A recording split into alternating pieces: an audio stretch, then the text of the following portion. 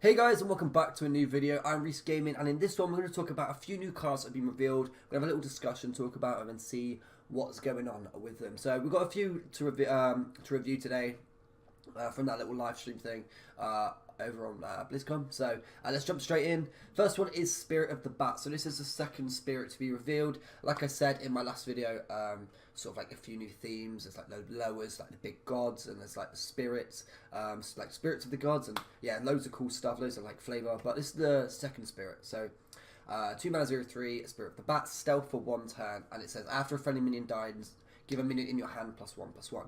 So the next card I'll show you kind of bounces off this as well. It looks like they're trying to push hand buff in this set. Do I think hand buff can really stand a chance in Wild? Hand buff Warlock? Probably not. Obviously, we've got Sound like Chain Gang, Dublin Imps, and all that stuff. We also have in Wild Doppelgangster, but and we have this new card that I'll show you next. But I don't know if this really is going to do anything for Wild. You could run it in like a zoo list, but I just think Prince Kalasef's better. Although this is more consistent, but it's just a dead 2-drop really. You could follow up something cool on 3, but I don't know. I think it's too much of a late game card if you really want to get that ability off. I don't know. Maybe it can be played in sort of some Q block style deck with the Doom Guards being a bit bigger, and you know, them being cheaply pulled by Void Cooler and Skull, and obviously Void Lords are a bit bigger as well. So maybe that could be where we see this guy, but I really can't see him pushing this hand buff Warlock like they're trying to do, but we'll see. Okay, so here's our next card. It's 8 mana 1/1, lol. Hirik the Bat. So his battle cry is fill your board with copies of this minion. Okay, so this is the sort of the new card. This is a lower, by the way. This is like one of the gods. So this is kind of what they're pushing. They're trying to push like this hand buff Warlock, right? So they're trying to make you play the Spirit, Soul Infusions, and they're like literally the only 2 cards that hand buff.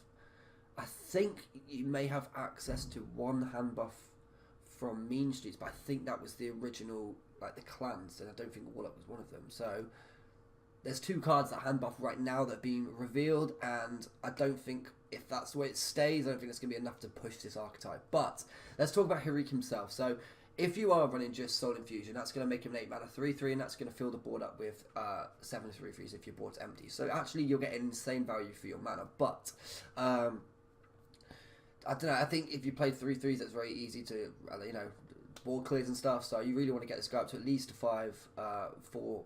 I think 4+ really to really get the true power of this guy out. Yeah, I don't know if this is really going to push the sort of swarm deck that they were talking about. Maybe it goes in the same deck as Omega. Is it Enforcer? I don't know which one it is. It's the one that makes 3 copies of itself at 10 mana. I really don't know how to review this one because we've never really seen anything like this in terms of hand buff Warlock before. We'll have to see how it fits. It's completely new for Warlock, this sort of hand buff stuff. So we'll see how it goes. Yeah, next card. Okay, we'll go up this time. Okay, Strength of Madness, 3 mana, destroy 3 of your mana crystals, give all minions in your deck +2/+2. So, it's kind of similar to a Kalasef effect. You could say it's kind of similar to Kalasef in the fact that if you played 2 Kalasefs, you'd get +2 in your deck, wouldn't you? So, although this one does come with a huge backfire, which is destroy 3 of your mana crystals. So, for this card to really show off, you want to play it in some sort of aggressive priest, but I don't think this is really going to push this Zoo Priest that people have been talking about for years. I think it could potentially fit in a good, a decent Dragon Priest. Dragon Priest is quite Zoo-like. It plays very much on curve. You just hold the board. So I think if you're planning to hold the board as that style of deck, maybe having them with +2/+2 would be better for that game plan. So I think Dragon Priest could run this. Dragon Priest has kind of hit the back. It's not really been seen playing for a while. Just better decks in the meta right now. But yeah, I think that's probably where it could sit. Realistically, I don't think it's going to really push it's not going to go in like Big Priest. You really need to keep your curve in Big Priest. You really want to go turn 4 Barnes if you can, turn 6, make a 5/5, and then up from there. You can't be going, alright, oh no, on turn 5 I'll play this, because you're just going to be back to where you started, and you're miles away from hitting those big minions. You really want to play on curve and Big Priest. So yeah, I don't know where this is. I don't think Big Priest, any of that control stuff. I think if anything, It's once again, a very new card to Priest, very different. I think it's going to go in some sort of Dragon Priest. Yeah. Alright, next card is this this guy. I really like him. 2 mana, 1/3, Immortal Prelate. I don't know how you pronounce that, but I'm very excited about this one. It's a 2 mana, 1/3, Death Rattle. Shuffle this into your deck and it keeps any enchantment. So it's similar to the Kingsbane effect. Well, it is the Kingsbane effect. So what are we hitting this with, right? So we've got, what buffs do we want to play? So we've got Blessing of Kings, and we've got mainly Spike-Ridge Steed. You've got a few others, like Blessing of Wisdom, obviously is pretty decent. In terms of like decent spells that people actually play, they're kind of like the 3, I would say. But drawing this late game with a Spike-Ridge Steed on it is ridiculous. That's so good. That's basically Voidlord stats, right? It's like 2 mana, 3/9. That's strong. Blessing of Kings, that makes it a 5, what is it, 5 of 5/8, 5/7? Yeah, ridiculous. So, yeah, really strong card. I think it potentially could push the whole Kaleidosaur, Linessa thing, maybe. I don't know if it's gonna... I don't think this card is good enough on its... I think it's good, like, don't get me wrong, it's a good card, but I don't think it's good enough on its own to really rebirth or make this Kaleidosaur deck strong. It's not enough, but I think the problem with the deck... I think what we need in that deck is a stronger spell, basically. I still think they're a little bit...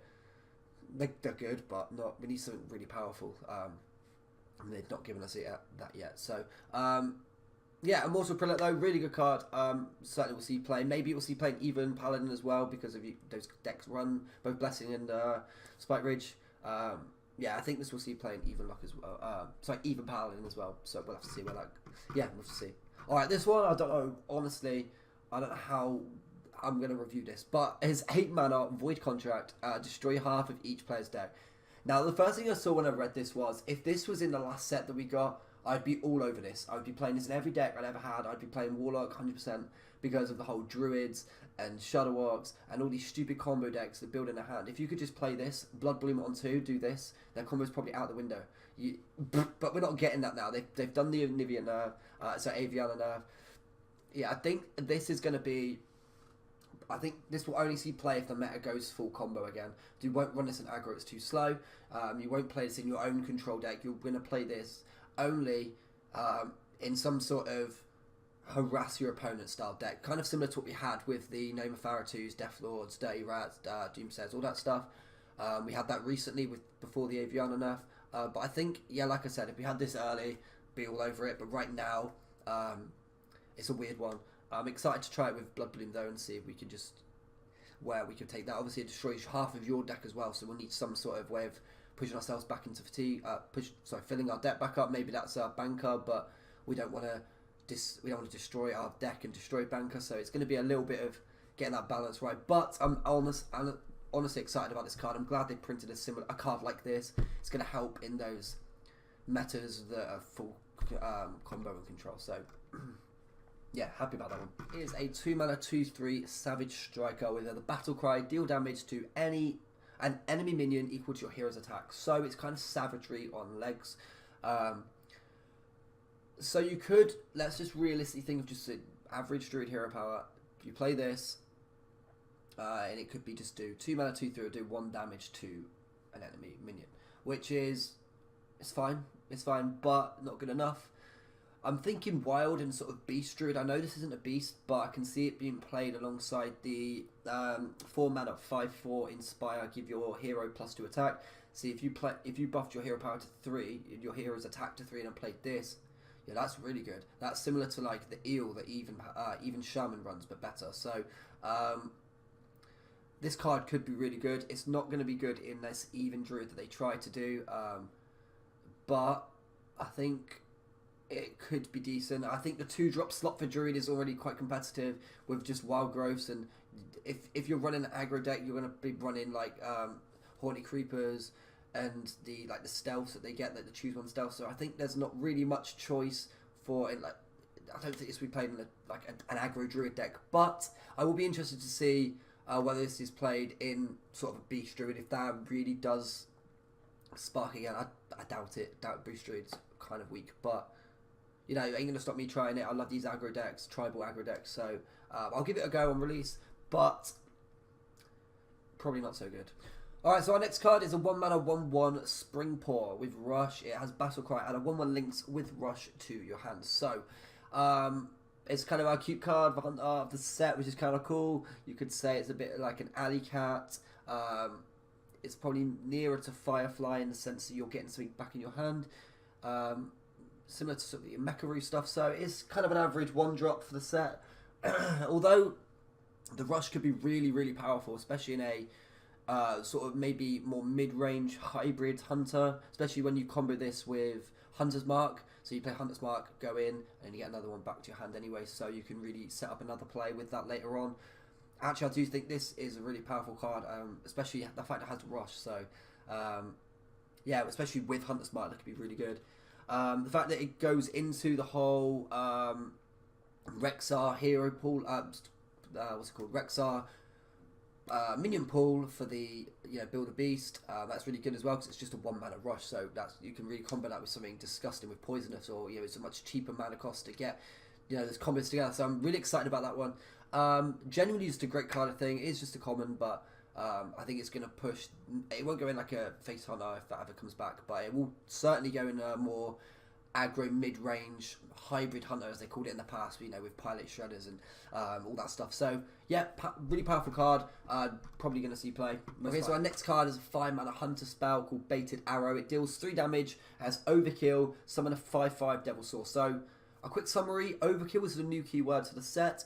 It's basically saying if you do too much damage to something, you'll get an additional effect. So let's say there's a 2/2 minion on your opponent's board. You can deal 3 damage to it. Your damage is more than the defense on the enemy's minion. You've overkilled it, so you get a 5/5 Devil Source. So the whole flavour to this card is really exciting. But is it good?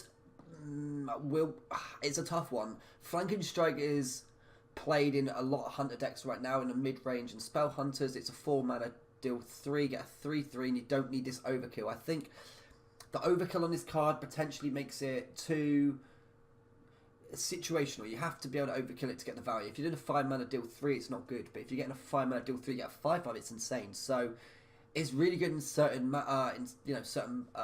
matchups. But I think in Spell Hunter, this is I think it only sees playing Spell Hunter in my opinion.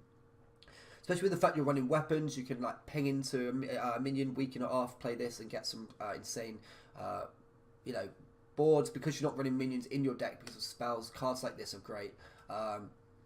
Yeah, I think if anything, Spell Hunter is where it's going to sit. In terms of the card, though, it's powerful only if if you can get in the correct situation. But yeah, I don't think it's going to see play in anywhere else. No, I think Spell Hunter's where it's at though, but I think Spell Hunter are going to love this card, so I'm excited to try that. Okay, absolutely love the flavour on this card. It's a 6 mana shaman spell called Reign of Toads.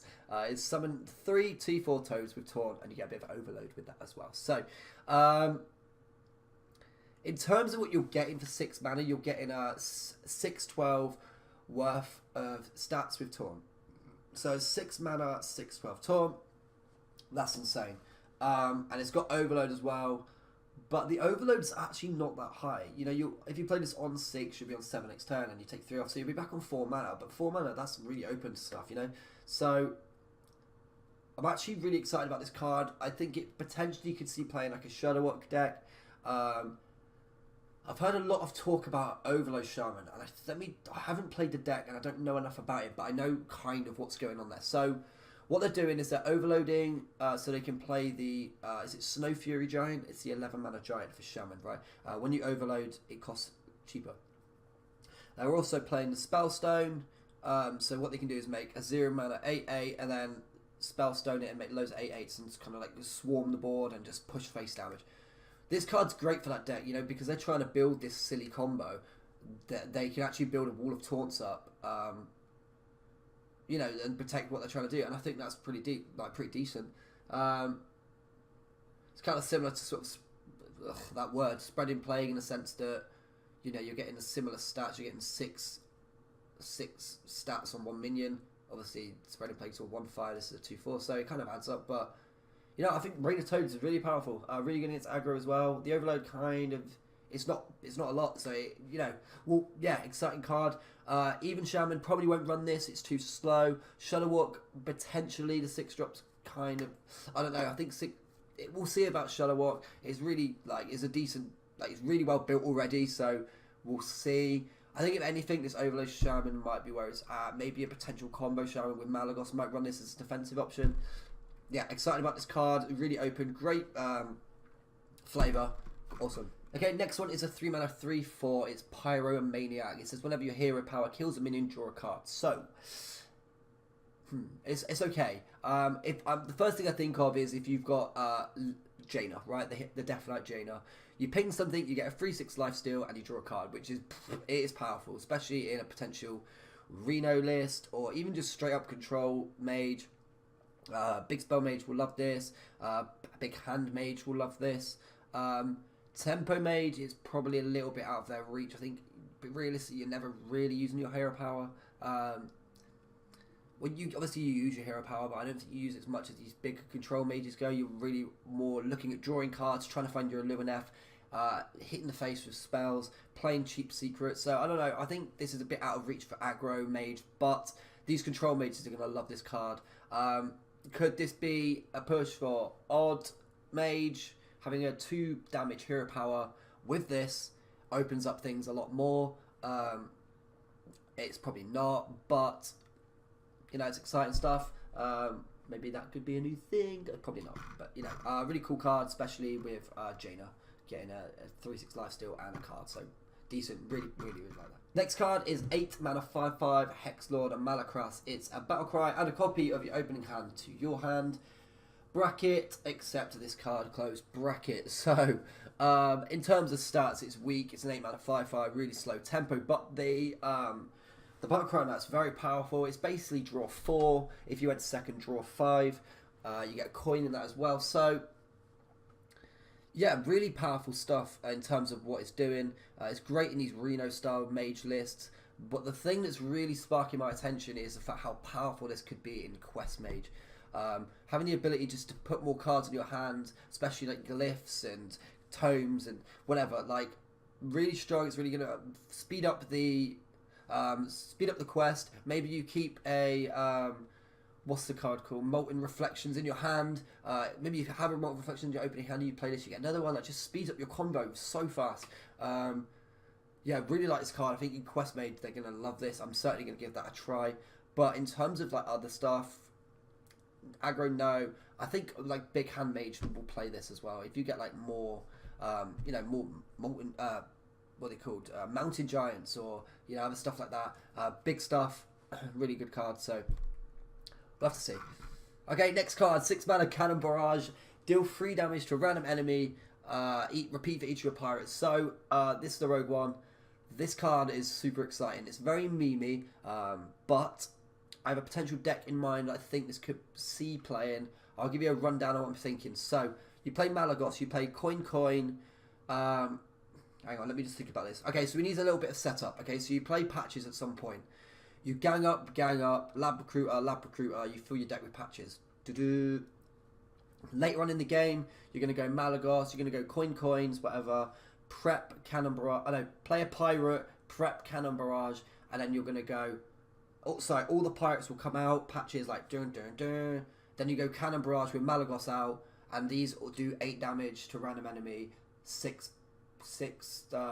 times if you play a pirate. And yeah, so you'll get Malagos 6 pirates, and that's 8 times 6. Quick maths, I don't know, but it's a lot, right? So it's like 56. Is that right? Yeah, it's right. So 56. So that's quite a lot of damage. Could be a potential combo there. It's a lot of setup, but. Obviously, if we run like decent stuff like a Gadgetzan package or Valera for some stealth and some decent control stuff, this could be fairly decent. Could be a good, like a fun control card. But let's talk about the current meta in Wild. This won't see play, in my opinion, at all. Odd Rogue can't run it, and that's kind of the only deck running pirates. This won't see play in a control deck because Vanish is better on 6. But in this deck that I have in mind, really strong. So, you know, Malagos. Pirate pool with Patches out that you've set up from Gang Up and Lab Recruiter. Prep this. That's like 8 times each of your pirates. So That's really quite powerful, I think. We'll have to give it a go. But yeah, that actually finishes up our review here. It's been quite a long one. I hope you sat through and watched all of it. That'll be really great. But it comes to an end, I'm afraid. So don't forget to like this video. Click the little bell icon when you ting it. Little give it a ring. Actually, yeah, nothing happens. It just tells you when I'm posting next, which is pretty exciting. Subscribe as well. Comment section. That's for you guys. Let me know how I'm doing. Talk about the set. Do anything. Talk to me. It's exciting stuff. So it concludes our video. Thank you very much for watching, and I will see you in the next one.